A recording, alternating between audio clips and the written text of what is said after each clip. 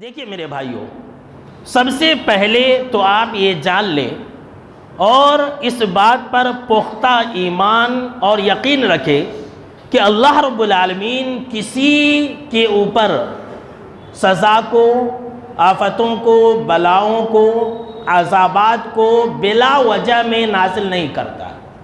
چپکے چپکے اللہ رب العالمین کسی ملک کو تباہ و برباد نہیں کرتا ہے، کہیں پر آگ نہیں لگا دیتا، بلا وجہ میں طوفان، سیلاب، زلزلے یہ سب نہیں آتے ہیں۔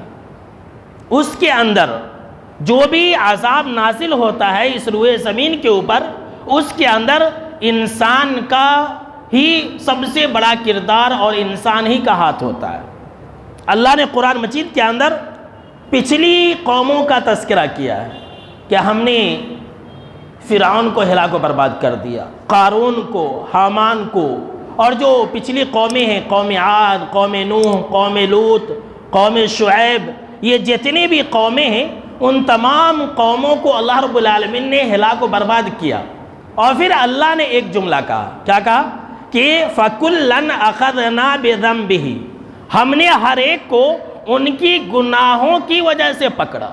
دیکھیے، ہر ایک انسان کو اور ہر ایک قوم کے اوپر جو عذاب نازل کیا اللہ رب العزت نے، وہ ان کی گناہوں کی وجہ سے، وہ ان کی کرتوت کی وجہ سے۔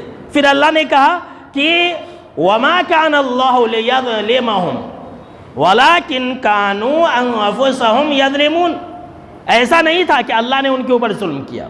جی ہاں، سن لیجئے، اگر کہیں پر آگ لگ جاتی ہے تو ایسا نہیں ہے کہ اللہ نے ان کے اوپر ظلم کیا۔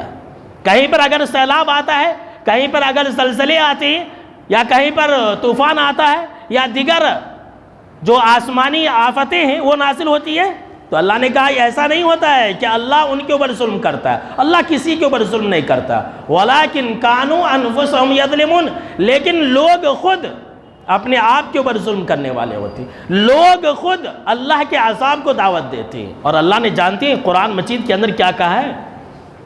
اللہ نے فرمایا قرآن مجید کے اندر کہ سنو اے دنیا کے لوگوں، وَمَا أَصَابَكُم مِّن مُّصِيبَةٍ فَبِمَا كَسَبَتْ أَيْدِيكُمْ، کہ تمہارے اوپر جو بھی مصیبتیں نازل ہوتی ہیں نا، یہ تمہارے ہاتھوں کی کمائی ہے، یہ تمہارے کرتوت کا نتیجہ ہوتا ہے۔ جو بھی عذابات نازل ہوتے ہیں وہ انسانوں کے کرتوت کی وجہ سے نازل ہوتے ہیں۔ پھر اللہ کیا کہہ رہا ہے ذرا سنیے، اللہ نے فرمایا وَيَعْفُو عَنْ كَثِيرٍ، اللہ تو بہت سارے گناہوں کا ایسے ہی معاف فرما دیتا ہے۔ اللہ اکبر۔